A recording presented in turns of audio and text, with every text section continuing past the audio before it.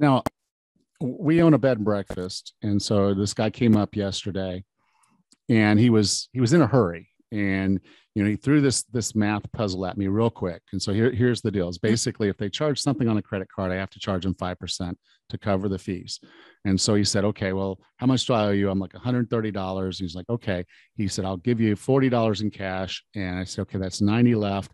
And then the 5%. And I said 450, but then I sat down on my calculator and I calculated it, it came up to 360. And I'm like, okay. And so I just charged him 360. And after he walked away, I was like, okay, I was stressed. I was, pressured.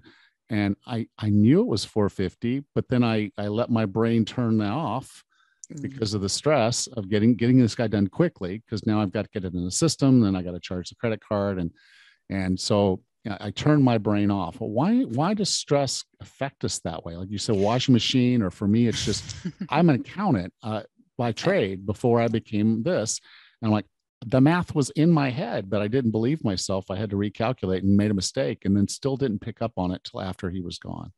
Right. There's a famous book, Thinking Fast and Slow, by Kahneman, in which he sort of talks about these two systems we have.